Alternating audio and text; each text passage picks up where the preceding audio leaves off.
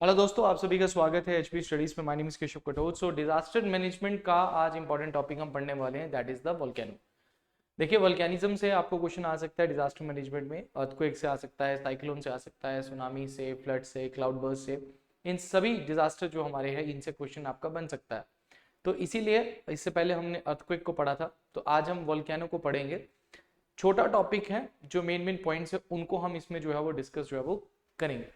सो volcano, आप सभी को पता है कि वोल्केनो जो है वो एक तरीके का जो मैग्मा इनसाइड द अर्थ जो आपका मैग्मा होता है, और वो मैग्मा जो मॉल्टन मटेरियल है, मॉल्टन रॉक है, जब वो धरती से बाहर आता है तो उसको लावा कहा जाता है। वही मॉल्टन मटेरियल जो धरती के अंदर है तो उसको मैग्मा कहा जाता है, और अगर धरती के बाहर है तो उसको लावा कहा जाता है। और जनरली ये जो लावा है आपका, ये जो मैग्मा है, कहाँ से आ रहा है? तो ये अर्थ की एक लेयर है जो कि मेंटल में अपर मेंटल आपको देखने को मिलेगा, that is your asthenosphere.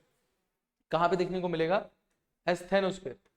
Asthenosphere का नाम ध्यान में रखना। अगर कोई भी पूछता है कि मैग्मा आपका कहाँ से आता है, तो एस्थेनोस्फीयर से आपका मैग्मा जो है वो आपको देखने को मिलेगा। तो volcanism is the eruption of मॉल्टन rock inside the earth, from the inside of the earth. ठीक है, जनरली आपकी वो प्लेस जहाँ पे थोड़ा सा आपकी अर्थ क्रस्ट थोड़ी सी कमजोर होगी। और दूसरा, अगर आपसे कोई पूछे कि ये इस तरीके का मॉल्टन मटेरियल किस तरीके से मूव कर रहा होता है, तो कन्वेक्शनल आपका मूवमेंट जो आपकी होती है मॉल्टन रॉक की, आपकी जो आपका जो तरल पदार्थ जो आप बोल सकते हो एक तरीके से, या फिर आपका दैट इज लिक्विड फॉर्म में जो रॉक्स आपका है वो मूव करता है, कन्वेक्शन करंट्स आपके एक तरीके से चलती हैं। उसी को आपका कन्वेक्शनल करंट थ्योरी भी बोलते हैं, जिसकी वजह से आपकी प्लेट्स भी जो है वो मूव करती हैं। तो यहाँ पे ध्यान में रखना कि volcanoes most often found where the tectonic plates are diverge और कन्वर्ज। जहाँ पे आपकी टेक्टोनिक प्लेट्स या तो टकरा रही हैं या तो डाइवर्ज हो रही हैं, इन रीजन्स में आपको वॉल्केनिज्म जो है वो देखने को मिलेगा। और अंडर वाटर वॉल्केनिज्म भी आपको देखने को मिल सकता है, ये आपने ध्यान में रखना है। अब यहाँ पे मैग्मा की बात करते हैं, तो मैग्मा मैंने आपको बताया कि मैग्मा जनरली जो है it is the upper mantle, और मेंटल में ही आपको ये एस्थेनोस्फेयर एक जगह है। तो मैग्मा कहाँ से निकलेगा? एस्थेनोस्फेयर से निकलेगा, जो कि एस्थेनोस्फेयर क्या है? It is the upper mantle, आपको देखने मिलेगा। और जब ये एक बार वेंट के through, went is the mouth जहां से आपका लावा बाहर निकलता है, जैसे कि आपका यहाँ पे बोलोगे तो दिस इज द वेंट जहां से लावा बाहर निकल रहा है, तो ये इसका नाम क्या पड़ जाएगा? That is the lava. तो this is the magma and this is the lava, आपको ध्यान में रखना है। नो, लावा कितने प्रकार का होगा? ये जो मैग्मा जो निकलता है, इसी के बेस पे किस प्रकार के आपके वोल्केनिक कोन्स या वोल्केनोस देखने को मिलेंगे, वो डिस्कस जो है वो यहाँ पे करेंगे। सबसे पहले अगर हम लावा के बेस पे देखें तो दो प्रकार के लावा हैं, एक है एसिडिक लावा और एक है बेसिक लावा। एसिडिक लावा से किस तरीके के दैट इज वोल्केनोस बनते हैं? That is your composite volcanoes या फिर स्ट्रेटो वोल्केनोस आपके जो है वो बनते हैं। उसके साथ साथ दूसरा एसिडिक वोल्केनोस को एंडीसिटिक वोल्केनोस भी जो है वो बोला जाता है। सबसे पहली चीज आपने ध्यान रखना, ये हाई विस्क्यस होते हैं, मतलब इनमें चिपचिपापन आपको ज्यादा देखने को मिलेगा, और मेल्टिंग पॉइंट इस लावा का ज्यादा होगा। मेल्टिंग पॉइंट क्या होगा? ज्यादा होगा। इसका कलर लाइट कलर का होगा। हाई परसेंटेज ऑफ, देखो इसमें अगर एसिडिक क्यों है, क्योंकि इसमें सिलिका कंटेंट आपको जो है वो क्या मिलेगा? ज्यादा देखने को जो है वो मिलेगा। दूसरा, flow slowly and seldom travel far before. Generally क्या होता है, मान के चलो यहाँ पे आपका ये लावा निकल रहा है, मैग्मा जो भी लावा निकल रहा है, और क्या है, ये बहुत स्लो होता है। मतलब बहुत स्लो क्या होता है? क्योंकि ये थिक होता है, थिक एंड विस्कस होता है। आपका ध्यान में रखना, लावा गाढ़ा और चिपचिपा होता है। अगर ये गाढ़ा होगा तो ये जल्दी ही सेट हो जाता है। क्या हो जाता है? सॉलिडिफाई जो है वो बहुत जल्दी हो जाता है। तो जैसे ये निकलता है उसी तरीके से ये बहुत थिक होता है, इसलिए इसकी मूवमेंट ज्यादा इजीली नहीं मिलेगी आपको। तो इस तरीके के कोन्स जो है वो ये बना देता है। ठीक है ना? तो ध्यान में रखना कि जनरली जो आपके एसिडिक लावा कोन्स होते हैं वो स्टीप होते हैं। वो आपको क्या मिलेंगे? Steep mountains. इस तरीके के जो वोल्केनिक माउंटेन्स बनते हैं वो स्टीप तरीके, क्योंकि ये लावा थिक होता है, जैसे निकलता है वैसे ही जमना शुरू जो है वो आपका हो जाता है। ये आपने ध्यान में रखना है। और मूव स्लोली करेंगे, और कलर इसका लाइट कलर आपको देखने को मिलेगा। तो मोस्टली स्ट्रेटो वोल्केनिक जो लावाज होते हैं वो आपके इस तरीके के, या स्ट्रेटो वोल्केनोस जो है वो इस तरीके होते हैं, जिनकी साइड्स जो है वो आपको स्टीप जो है वो देखने को मिलेंगे। दूसरा होता है आपका बेसिक लावा। बेसिक लावा जनरली आपके शील्ड लावा है, और दुनिया में सबसे ज्यादा मैक्सिमम जो आपको वॉल्केनोस देखने को मिलेंगे वो शील्ड वॉल्केनोस या फिर शील्ड लावा वॉल्केनोस देखने को मिलेंगे। अच्छा, वो जल्दी जम जाता है तो इसकी वजह से क्या होता है? सबसे ज्यादा एक्सप्लोसिव भी वही होता है। सबसे ज्यादा एक्सप्लोसिव भी आपको कौन सा मिलेगा? That is the acidic lava, सबसे ज्यादा एक्सप्लोसिव जो है वो देखने को मिलेगा। तो ये क्या होगा? दैट इज हाईली फ्लूइड होगा। एक तो डार्क कलर होगा, उल्टा हो जाएगा उसका। ठीक है, it is rich in iron.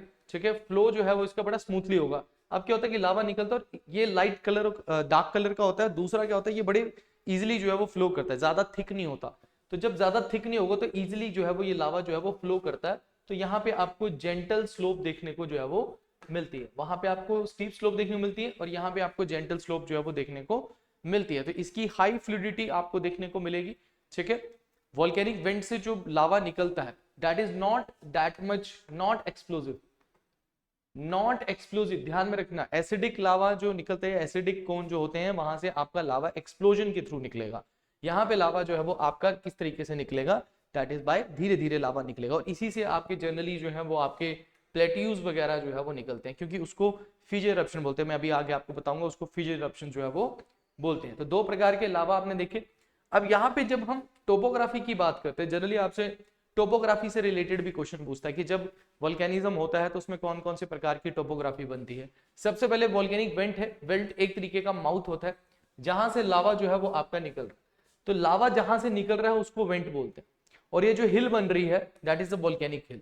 किसी भी नॉर्मल हिल में और वोल्केनिक हिल में सिर्फ एक ही फर्क है कि उस हिल पे आपको क्या देखने को मिलेगा, क्रेटर। वोल्केनिक हिल में आपको जनरली क्या देखने को मिलता है, that is a crater. Crater is a bowl shape. जब भी कोई एक्सप्लोजन होता है तो वहां पे आपको क्रेटर एक बाउल शेप जो है वो देखने को मिलेगी, नियर बाय द वेंट के आसपास देखने को मिलेगी। इसी को क्रेटर जो है वो बोला जाता है। अब कुछ हमारे वोल्केनोस जो होते हैं वो बहुत सदियों से जो है वो उनमें कभी भी आपका वोल्केनिज्म नहीं हुआ, उनमें जब बारिश हो जाती है तो वो क्रेटर लेक बन जाती है। क्रेटर लेक जरूरी नहीं है कि वोल्केनो से ही बनेगी, कुछ आपकी मिटियोर और आपके एस्ट्रॉइड गिरने की वजह से भी हो सकती है। जैसे इंडिया में भी एक क्रेटर लेक आपको देखने को मिलेगी जो कि मिटियोर गिरने की वजह से बनी है, जो कि आपको कौन सी लेक है ये आपने मुझे कमेंट सेक्शन में बताना। महाराष्ट्र में ये आपको मिलेगी, महाराष्ट्र में आपको मिलेगी, आपने मुझे कमेंट सेक्शन में बताना है कि वो कौन सी लेक है जो कि आपकी क्रेटर लेक है इंडिया में। बट वो वोल्केनिज्म की वजह से नहीं, वो मिटियोर गिरने की वजह से बनी है। उसको पिंक लेक भी जो है वो बोला जाता है। कार्डेरा, कार्डेरा बिग फॉर्म ऑफ क्रेटर आप बोल सकते हो, बिग फॉर्म ऑफ क्रेटर को आप कार्डेरा बोल सकते हो, सेम है।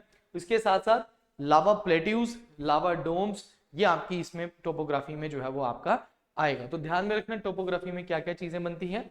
और पैरासिटिक कॉन्स को भी थोड़ा सा ध्यान में रखना। पैरासिटिक कॉन्स क्या होते हैं कि जैसे लावा की ये वॉल्केनिक पाइप है जिसके थ्रू सारा लावा निकल रहा है, बट कुछ साइड में भी आपकी कुछ होंगी जगह जहां से लावा निकलता है, उनको पैरासिटिक कॉन्स जो है वो बोलते हैं। बाकी अगर आप देख रहे हैं सिल और डाइक अगर आप देख रहे हो तो ये इनसाइड द अर्थ है, मतलब इनसाइड द अर्थ आपके जब लावा जम जाता है, खासकर देखो आपने रॉक्स का नाम भी सुना होगा, तो अगर लावा जम जाता है तो इनसाइड द अर्थ वो कई सारे फिजिकल फीचर्स बनाता है, जैसे कि डाइक, सिल हो गया, लैकोलिथ, बैकोलिथ, फैकोलिथ, ये सारे फीचर इनसाइड द अर्थ में जो है वो इसके बनेंगे, ठीक है ना। अब कई प्रकार के वोल्केनोज आपको देखने को मिलते हैं, मैंने आपको बताया that is the composite cone and the shield volcanoes, आपको ध्यान में रखना। This is your shield volcano जिसमें सिलिका कंटेंट कम मिलेगा, जिसका फ्लो आपको बिल्कुल फ्लूइड की तरह आपका लावा जो है निकलेगा। और अगर आप स्ट्रैटो वोल्केनो या फिर कंपोजिट वोल्केनो की बात करते हैं जो कि आपके बिल्कुल स्टीप होते हैं, क्योंकि यहाँ पे आपको हाई सिलिका कंटेंट मिलेगा और लावा थिक होता है जिसकी वजह से लावा बहुत जल्दी जमता है और स्टीप स्लोप्स आपको यहाँ पे देखने को मिलती हैं। लावा डोम आपके इस तरीके से मिलेंगे देखने को, और that is your cinder cone आपके सेम इसी तरीके से आपको देखने को मिलेंगे। पर ध्यान में रखना सिंडर कोन में और स्ट्रैटोवोल्केनो में एक ही फर्क है, यहाँ पे आपको पैरासिटिक साइड वेंट्स भी देखने को मिलेंगे, पैरासिटिक कोन्स भी देखने को मिलेंगे, बट यहाँ पे आपको सिंडर कोन में पैरासिटिक कोन्स जो है वो देखने को नहीं मिलते हैं। बट मोस्ट प्रोबेबली आपको दुनिया में सबसे ज्यादा शील्ड वोल्केनोज जो है वो देखने को मिलते हैं। Now come to the classification on the basis of periodicity of the eruptions, मतलब कि लावा जो है देखो तीन प्रकार के आपने पढ़े हैं, active volcano, dormant volcano, extinct volcano. Active volcano क्या होगा, जिसमें से कंटिन्यूअसली लावा निकलता रहता है या कुछ टाइम के बाद लावा निकलता रहा है, जो मतलब जैसे मान के चलो आज इरप्ट हुआ, चाहे 10 साल बाद इरप्ट हो, मतलब उसमें इरप्शन होता जा रहा है, उसको बोलेंगे एक्टिव। डोरमेंट होता है जिसको काफी ज्यादा साल हो गए हैं, 100 साल भी हो सकते हैं, जिनमें आपको एक्सप्लोजन देखने को नहीं मिल रहा है, वो बिल्कुल आपके शांत बैठे और एकदम से सडनली जो है वो क्या होगा, वोल्केनिज्म देखने को मिल जाएगा आपको।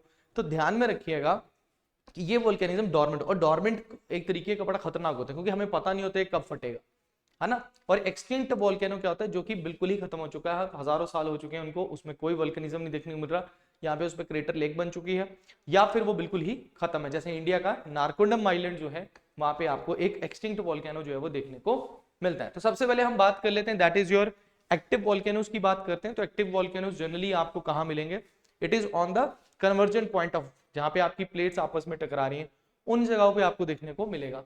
इसमें सबसे इंपॉर्टेंट आपका क्या है, that is your ring of fire. यहाँ पे 500 कर लो। Ring of fire, ring of fire मैं अभी आगे एक्सप्लेन करूंगा। इट इज अ प्लेस जहां पे आपको दुनिया के +500 जो है वो एक्टिव वॉल्केनोस जो है वो देखने को मिलते हैं। एक्टिव वॉल्केनोस देखने को जो है वो मिलते हैं। सबसे मेन चीज आप देखेंगे तो स्ट्रॉम्बलिन वॉल्केनो, स्ट्रॉम्बलिन वॉल्केनो, किसी ने अगर मेरी पिछली वीडियो अर्थक्वेक वाली वीडियो देखी है तो बड़े आराम से आप यहाँ पे वॉल्केनिज्म को भी समझ जाएंगे। स्ट्रॉम्बलिन वॉल्केनो इटली के पास आपको देखने मिलता है। Why Italy? क्योंकि आपकी दैट इज योर मेडिटेरियन और हिमालयन बेल्ट जो है वो आपकी मिड कंटिनेंटल बेल्ट, वहां पे आपको वोल्केनिज्म देखने को मिलता है। हिमाचल प्रदेश में कुल्लू में देखने को मिलता है, तभी तो आपका मणिकरण वाले रीजन में आपको क्या मिलते हैं, दैट इज द आपको गर्म पानी के चश्मे आपको देखने को मिलते हैं। पुग्गा वैली आपको लद्दाख में आपको देखने को मिलता है, छत्तीसगढ़ में आपको तत्ता पानी, और हिमाचल प्रदेश में मंडी में आपको तत्ता पानी देखने को मिलता है।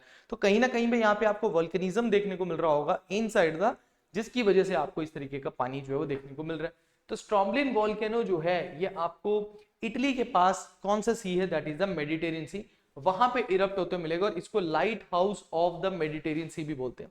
लाइट हाउस का मतलब होता है, जैसे आपने देखा होगा कि रात को अगर आप समुद्र में ट्रैवल कर रहे हो तो आपको आइलैंड नहीं दिखता है, तो वहां पे लाइट हाउस बनाए जाते हैं, उस पर लाइट जगी होती है, जिससे आपको दूर से पता लग जाता है कि वहां पे आइलैंड है। उसी तरीके से ये एक्टिव वोल्केनो है, इसमें से लावा निकलता रहता है, तो इसको मेडिटेरियन सी का लाइट हाउस जो है वो बोला जाता है। उसी के बाद माउंट किलियू, माउंट लोहा, ठीक है, मोना लोहा भी आप इसको बोल सकते हो। मोना लोहा जो है आपने ध्यान में रखना, ये हवाई आइलैंड में देखने को मिलेगा। हवाई आइलैंड पूरा का पूरा एक वॉल्केनिक आइलैंड है। तो हवाई मोना लोहा को आप देखेंगे तो it is the largest volcano, largest active volcano of the world आपका यहाँ पे आता है।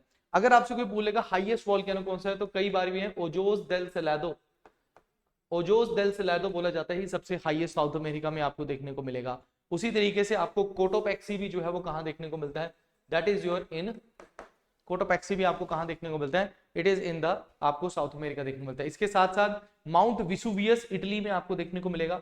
फ्यूजीयामा, ठीक है, यहाँ पे आपको फ्यूजीयामा देखने को मिलेगा। देखो फ्यूजीयामा के ऊपर बहुत कंट्रोवर्सी है कि ये एक्टिव है कि दैट इज योर डोरमेंट है। ये मैं आपको बता दूं, कई जगह पे इसको एक्टिव लिखा हुआ है, इसको बोला जाता है it is dormant but it act like that is your active, तो इसको मैंने एक्टिव में तभी डाला है। फ्यूजीयामा जापान की सबसे हाईएस्ट पीक भी है, जैसे हम गंगा मैया को पूजते हैं उसी तरीके से फ्यूजीयामा को भी पूजते हैं। कराकटवा आपका इंडोनेशिया में है। बैरन आइलैंड इंडिया का इकलौता आपका दैट इज क्या, दैट इज एक्टिव वोल्केनो आपका बैरन आइलैंड आपको अंडमान में देखने को मिलेगा। उसके साथ आप डोरमेंट वोल्केनो की बात करोगे तो किलीमंजारो, माउंट किलीमंजारो जो कि एशिया की अफ्रीका की सबसे हाईएस्ट पीक है, तंजानिया वाली साइड में मिलेगा, ये भी एक डोरमेंट वोल्केनो है। मोना किया हवाई में मोना किया भी एक तरीके का डोरमेंट वोल्केनो आपको देखने को मिलेगा, ठीक है। उसके साथ ये this is a picture of your Kilimanjaro, ठीक है। नेक्स्ट आता है एक्सटिंक्ट वोल्केनोस जो कि बिल्कुल ही डेड हो चुके हैं, जिनमें कभी भी इरप्शन देखने को नहीं मिलेगा। अकंगुआ जो कि एंडीज माउंटेन्स में, Aconcagua is the highest peak of South America, South America की सबसे हाईएस्ट पीक है अकंगुआ। और इंडिया का नारकोंडम आइलैंड जो अंडमान आइलैंड्स में देखने को मिलेगा, याद रखना अंडमान आइलैंड्स में देखने को मिलता है, ना कि निकोबार में। अंडमान आइलैंड्स में बैरन आइलैंड, अंडमान आइलैंड्स में आपको that is Narcondam. Narcondam is the extinct volcano, ये ध्यान रखना, this is the picture of Narcondam, this is the picture of Narcondam, ध्यान में रखना। Now classification on the basis of mode of eruption, तो दो प्रकार के आपको दिखेंगे, एक दिखता है एक्सप्लोजिव टाइप, एक दिखता है फिजर टाइप। एक्सप्लोजिव टाइप कैसा होगा, जहां पे एसिडिक लावा देखने को मिलेगा, जिसमें एक्सप्लोजन के थ्रू जो है वो लावा निकल रहा है। और फिजर इरप्शन क्या होता है, जिसमें आपका लावा जो है वो किस तरीके से निकल रहा है, इसके धीरे धीरे निकलता रहता है, फ्लो करता रहता है। तो जनरली जैसे आपके जो लावा प्लेट्यू है, जो आपके लावा प्लेट्यू है वो इसी वजह से बने कि लावा बिछता जाता है और वो जमता चला जाता है। तो हमारे अगर आपसे कोई पूछता है कि डेक्कन प्लेट्यू किस वजह से बना है, तो फिजर इरप्शन से बना हुआ है, ये आपने ध्यान में रखना है, तभी वहां पे आपको ब्लैक सॉइल जो है वो देखने को जो है वो मिलती है। इसके साथ नेक्स्ट आता है हमारे geyser and the hot springs and your fumaroles. अब ध्यान में रखना कि गीजर्स और हॉट स्प्रिंग में क्या डिफरेंस होता दोनों क्या है, गीजर में और हॉट स्प्रिंग में दोनों में पानी जो है वो जमीन से गर्म पानी जो है वो निकल रहा है। हॉट स्प्रिंग क्या है, this is the hot spring, जिसपे पानी स्टेबल है और गर्म पानी आपको देखने को मिलेगा, उबला हुआ पानी थोड़ा सा देखने को मिलेगा। बट गीजर जो होगा इसमें क्या होगा, ये फाउंटेन के तौर पे निकलेगा। तो this is your geyser and this is your hot spring. मैंने बोला ना मणिकरण कुल्लू में मिल रहा है, तत्ता पानी छत्तीसगढ़ में, और एक आपका मंडी में मिल रहा है, और एक पुग्गा वैली आपको जो है जहाँ पे जियोथर्मल एनर्जी जो है वो हम बना रहे हैं, that is your पुग्गा valley of Ladakh. पुग्गा valley ध्यान में रखना लद्दाख में, ठीक है। उसके साथ साथ फेमरोल्स है, फेमरोल्स में क्या होता है, दैट इज धरती के अंदर से आपको गर्म gases and the water vapours देखने को जो है मिलते हैं। पानी नहीं होता, वाटर वेपर्स एंड गैसेज देखने को मिलती है, दैट इज योर फेमोरल्स आपको देखने को मिलेंगे। उसके बाद आते हैं almost all the world geyser. अब देखो दुनिया के सबसे ज्यादा गीजर्स कहाँ मिलते हैं, दुनिया में सबसे ज्यादा गीजर्स जो है वो आपको कहाँ मिलेंगे, that is to Iceland. Iceland, this is the Iceland. Iceland जो है वो मिड, मैं आपको यहाँ पे बताता हूँ कि Iceland is a part of, यहाँ पे आपको क्या मिलता है, यहाँ पे आपको क्या मिलता है, डाइवर्जेंट प्लेट बाउंड्रीज हैं कि नहीं है। This is your dolphin rise, this is your dolphin rise जो कि आपका मिड ओशियानिक रीज है। This is your challenger rise, this is your challenger rise. तो ये डॉल्फिन राइज का पार्ट ही आगे जाके आपका क्या बनता है, दिस इज योर आइसलैंड जो है बनता है। यहाँ पे आपको सबसे ज्यादा गीजर्स जो है वो देखने को मिलेंगे, प्लस आपको न्यूजीलैंड में भी गीजर्स देखने को मिलेंगे। ठीक है, न्यूजीलैंड में आपको गीजर्स मिलेंगे। और येलो स्टोन नेशनल पार्क जिसको कहा जाता है दुनिया का सबसे पहला नेशनल पार्क है। आपने 2012 मूवी भी देखी होगी जिसमें उस मूवी में सबसे पहला एक्सप्लोजन जहाँ पे वो रेडियो टेलीकास्ट करने वाला एक बंदा होता है ना, वो अपनी बेटी के साथ होता है, दूसरे वाला वो भागते हैं वहां से, और सबसे पहले वो वहां पे रेडियो टेलीकास्ट करता है, वो येलो स्टोन नेशनल पार्क ही है जो सबसे पहले एक्सप्लोर करता है। येलो स्टोन नेशनल पार्क में आज भी आप जाते हैं तो वहां पे आपको गीजर्स मिलते हैं, हॉट स्प्रिंग्स देखने को मिलती हैं, वहां पे वल्कनिज्म लावा भी आपको देखने को मिलता है। ठीक है ना, तो yellow stone national park of USA में यहाँ पे आपको गीजर्स देखने को मिलेंगे। प्लस यहाँ पे अगर मैं आपको डिस्ट्रीब्यूशन की बात करूं तो distribution is same as your earthquake. सबसे ज्यादा आपको सर्कम पैसिफिक बेल्ट वाले रीजन्स में ही वोल्केनिज्म देखने को मिलेगा, खासकर जैसे आपका ये गैलापागोस आइलैंड है, हवाई आइलैंड है, this is your Aleutian island. Aleutian island मैंने आपको बताया था यहाँ पे वोल्केनिज्म बहुत मिलेगा। तो दिस रीजन में आपको सबसे ज्यादा क्या देखने को मिलता है, प्लस 500 यहाँ पे वोल्केनोस, एक्टिव वोल्केनोस देखने को मिलते हैं, इसीलिए इसको रिंग ऑफ फायर भी बोलते हैं। अब कई बार पेपर में पूछा जाता है कि ring of fire associated with earthquake या फिर सुनामी या फिर आपका वोल्केनो, तो आंसर वोल्केनो यहाँ पे राइट आंसर जो है वो आपका बनेगा। ठीक है ना, तो यहाँ पे अगर आप देखेंगे तो एल्यूशन आइलैंड्स हो गया कमचटका वाले रीजन में, जापान, फिलीपींस, इंडोनेशिया, खासकर जावा और सुमात्रा, और Solomon Islands, New Hebrides, North Island, New Zealand, Andes में आपका कटली, कोस्टा रिका, ग्वाटेमाला, ठीक है, Nicaragua, Mexico, Alaska, these are the regions जहां पे आपको क्या देखने को मिलेगा, वोल्केनिज्म जो है वो देखने को मिलता है। खास में आपका दिस रीजन, इटली वाला रीजन या मेडिटेरियन सी वाला रीजन जो है, यहाँ पे भी आपको वोल्केनिज्म जो है वो देखने को मिलता है। तो ये आपने ध्यान में रखना है कि डिस्ट्रीब्यूशन कहाँ है, डिस्ट्रीब्यूशन से क्वेश्चन आपको पूछा जाएगा।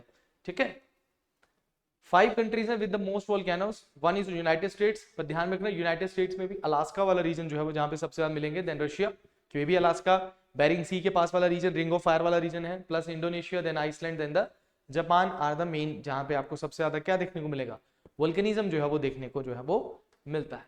ठीक है, अगर इंडिया में बात करेंगे तो Barren Island is the only active volcano in India. Last time इसको 1990s में एक्टिव देते देखा था। ठीक है, और दूसरा हम बात करते हैं that is other volcano, that is the Narcondam, जो कि हमारे इंडिया का इकलौता एक्सटिंक्ट वोल्केनो जो है वो आपको देखने को मिलेगा। तो ये दोनों वोल्केनोस के नाम जो है वो आपने ध्यान में रखना है।